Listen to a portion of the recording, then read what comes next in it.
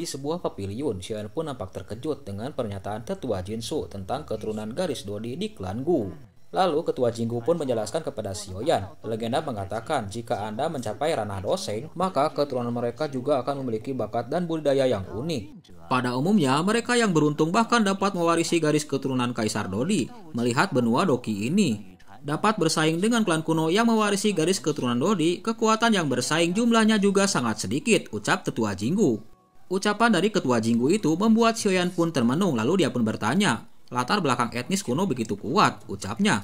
Xiaoyan pun bergumam dalam hatinya, pantas saja Sun Er waktu itu ingin saya memasuki ranah dojong. Di sela lamunannya itu, tiba-tiba Xiaoyan pun dikejutkan oleh suara Jinggu. Rupanya Jinggu sangat mencemaskan ketua Jinsi yang teler di bak kolam mandi. Segera Xiaoyan pun membentuk sebuah segel dan menyalurkan api surgawi ke tubuh ketua Jinsi. Lalu Xiaoyan pun mengatakan kalau kondisi dari tetua Jinsi sangat normal, tidak terjadi apa-apa. Xiaoyan pun bertanya kepada ketua Jinggu perihal keberadaan dari klan Gu ini. Ketua Jinggu pun menjelaskan kalau keberadaan klan Gu itu ada di sebelah timur benua. Sebagian besar anggota klan hidup di dunia kuno. Adapun di manakah sebenarnya dunia kuno itu, saya juga tidak tahu, ucap Jinggu. Jinggu pun menjelaskan satu hal kepada Xiaoyan, seorang pria kuat di level doseng, merobek kekosongan itu untuk membuat ruang sendiri.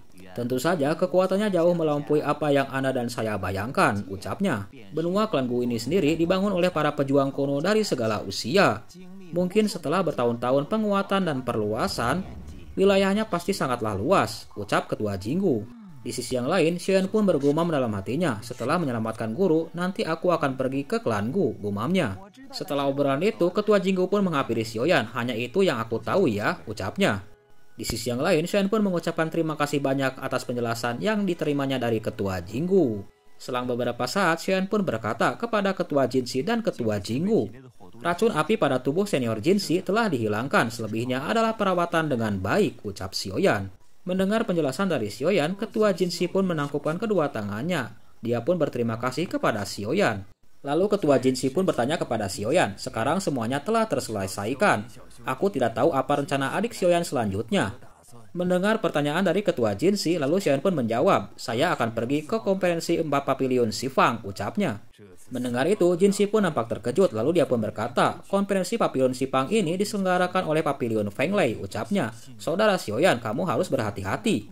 Jinggu pun menjelaskan, Pencin Er telah melewati pencerahan di kolam darah, kekuatannya juga tak kalah denganmu. Dia pun digadang-gadang akan merebut posisi teratas, ucapnya.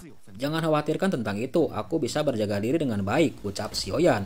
Setelah bercakap-cakap sebentar, akhirnya Xiaoyan pun meninggalkan pegunungan Tianmo dan menuju ke Pavilion Petir Angin. Sebelum menuju ke Pavilion Petir Angin, Xiaoyan pun membuka sebuah peta, lalu dia pun mengamati posisi dari Pavilion Petir Angin.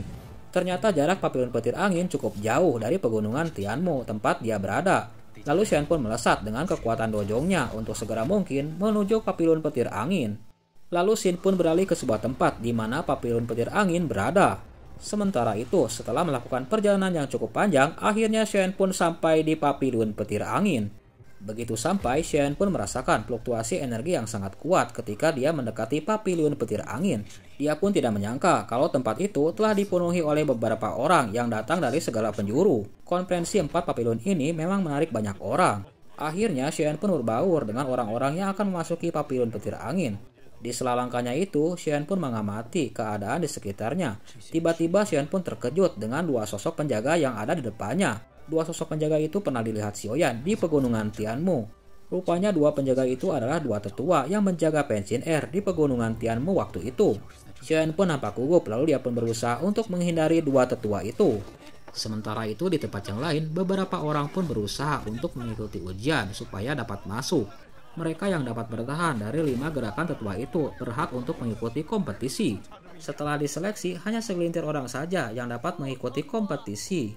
Kebanyakan dari mereka semua gagal dalam mengikuti ujian. Ketua itu pun lalu menjelaskan, mereka yang bisa mengambil alih dari 5 trik saya, Anda bisa masuk kompetisi dengan cara ini. Tentu saja jika Anda datang untuk menonton pertandingan tersebut, silakan naik 10 langkah dari kiri, ucapnya. Mendengar penjelasan dari ketua itu, lalu Xian pun bergumam dalam hatinya, tujuan perjalanan ini hanya untuk menemukan Feng Junze. Setelah ucapannya itu, lalu Xian pun bergegas untuk memasuki sebuah lorong pintu. Namun tiba-tiba pergerakan Xian itu pun menarik salah satu dari tetua itu. Lalu dia pun bertanya, Saya melihat Anda telah memenuhi kualifikasi untuk berpartisipasi. Mengapa Anda tidak mencobanya? Ucap ketua itu. Itu tidak perlu. Saya di sini hanya untuk menonton saja dan mencari seseorang dan tidak tertarik dengan konferensi tersebut, ucap Sioyan.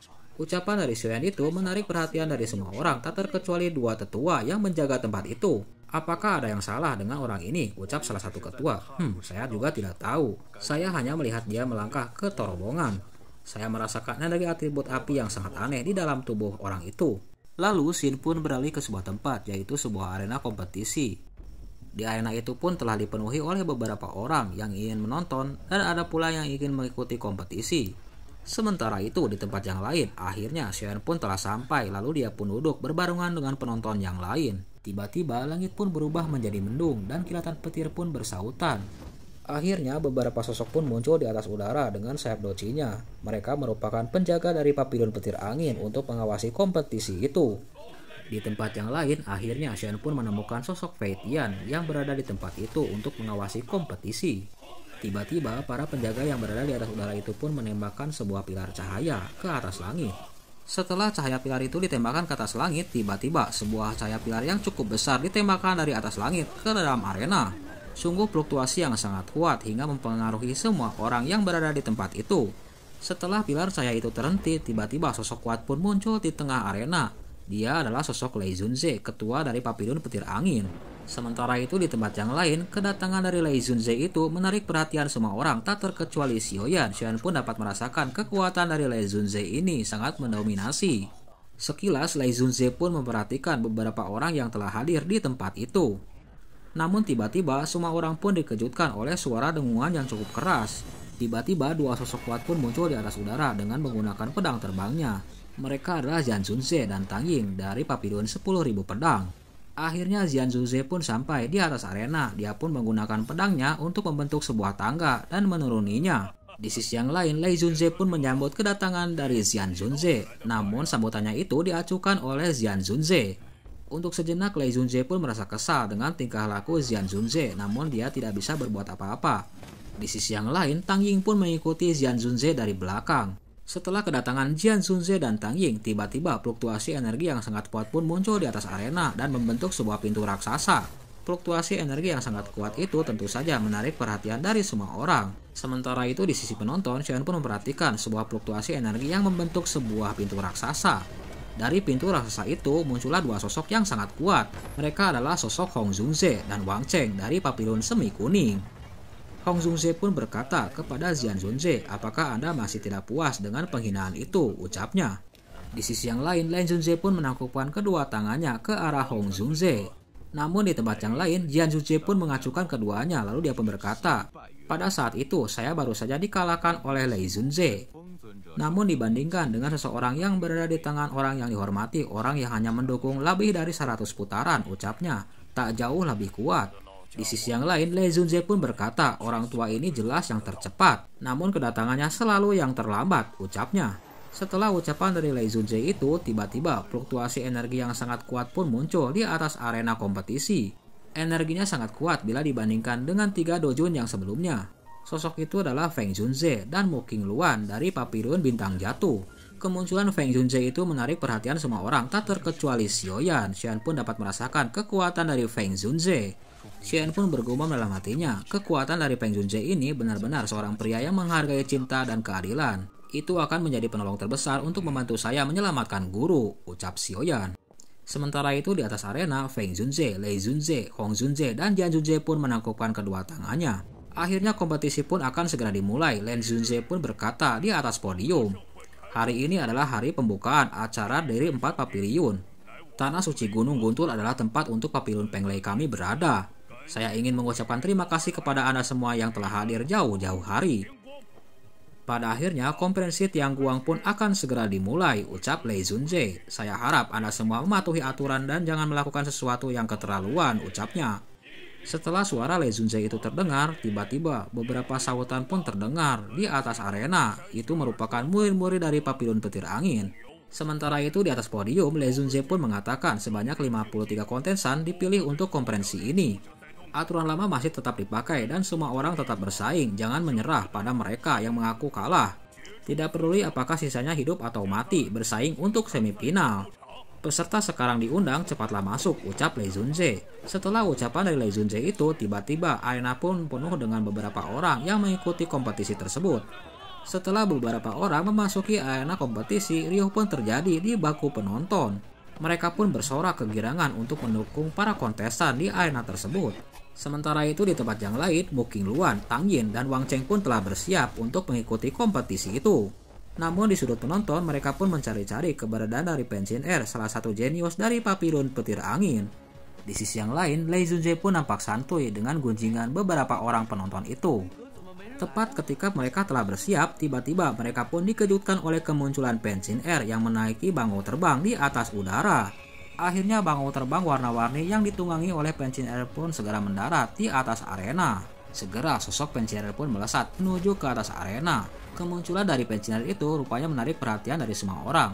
Dia pun menangkupkan kedua tangannya ke arah Lee Junjae. Segera setelah itu, Pen Jin Er pun melesat untuk mengikuti kompetisi tersebut. Sementara itu di tempat yang lain, Lee Junjae pun berkata kepada semua kontestan, "Sekarang semua orang telah tiba, biarkan kompetisi konferensi resmi dimulai," ucap Lee Junjae. Ucapan Lee Junjae itu membuat sorakan bergemuruh di atas arena. Akhirnya ke-53 orang itu pun bersaing di atas arena. Mereka pun bertarung satu dengan yang lainnya. Dalam pertarungan massal itu, mereka pun saling mengalahkan satu dengan yang lainnya. Tak sedikit dari mereka pun yang kalah dan terluka.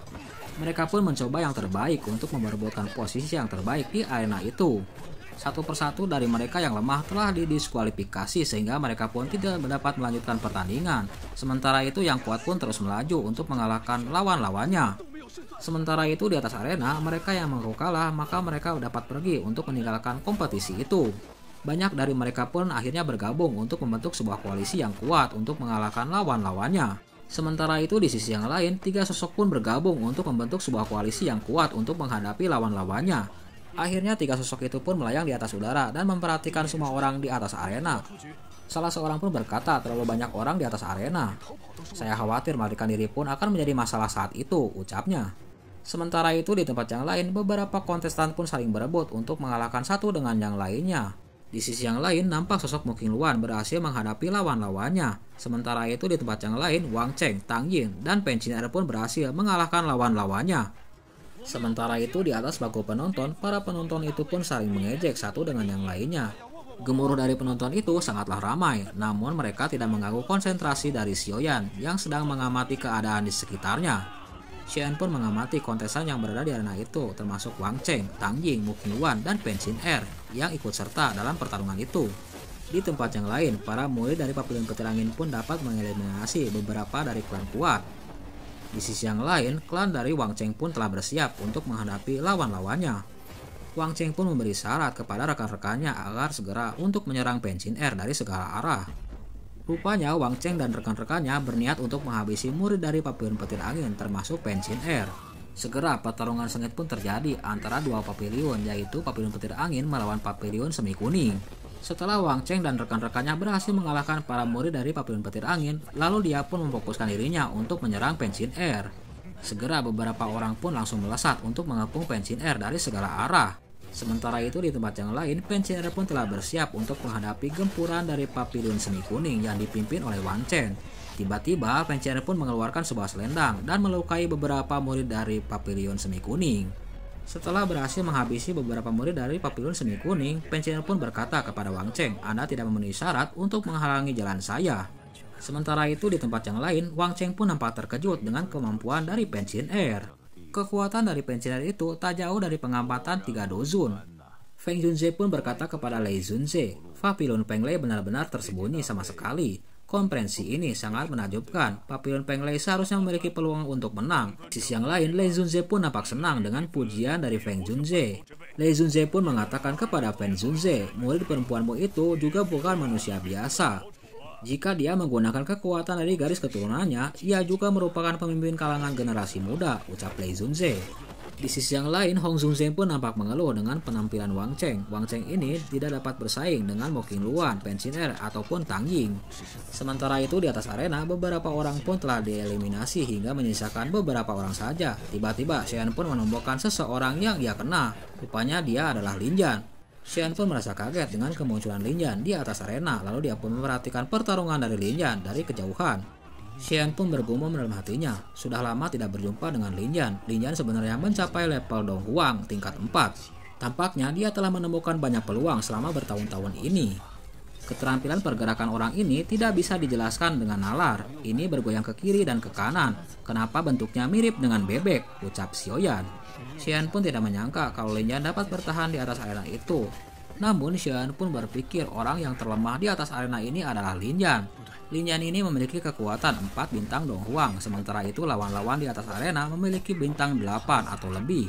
Akibatnya Lin Yan pun menjadi terdesak oleh beberapa orang yang kekuatannya melebihi dirinya.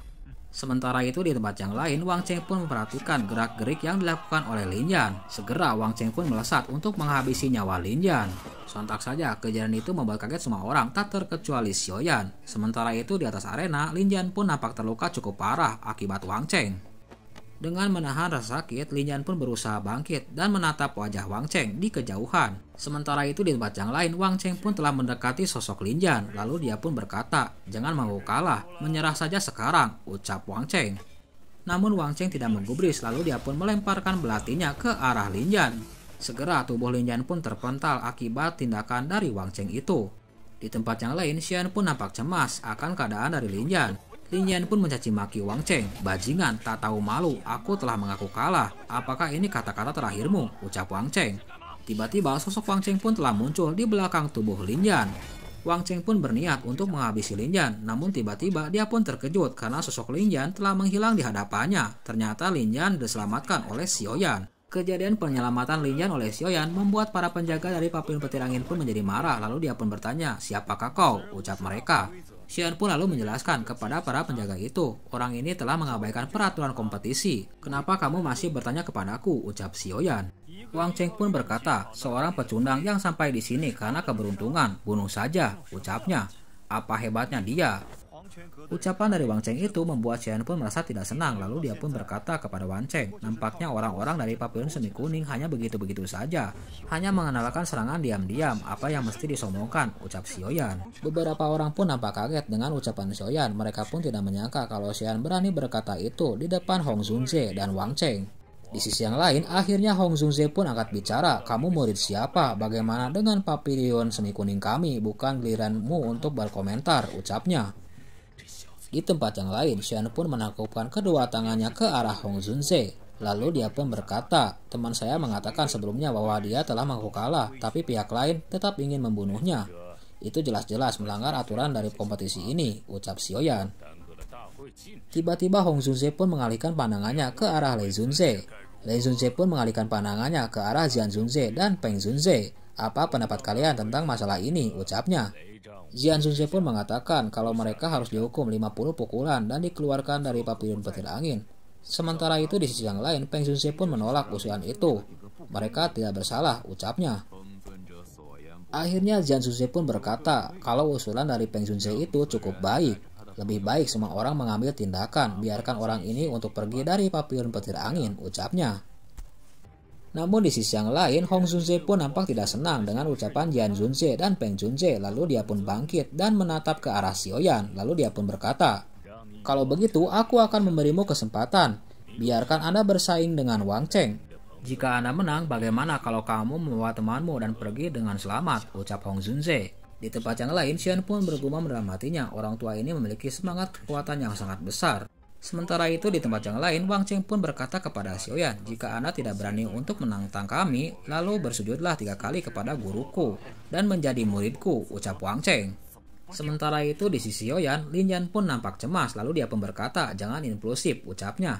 Xian pun melepaskan lengan dari Lin Yan, lalu dia pun berkata, "Jangan khawatir, orang-orang keluar dari akademi dalam Jianan tak pernah menundukkan kepalanya," ucapnya. Lalu dia pun berkata kepada Wang Cheng, "Jika Anda ingin bertarung, maka bertarunglah."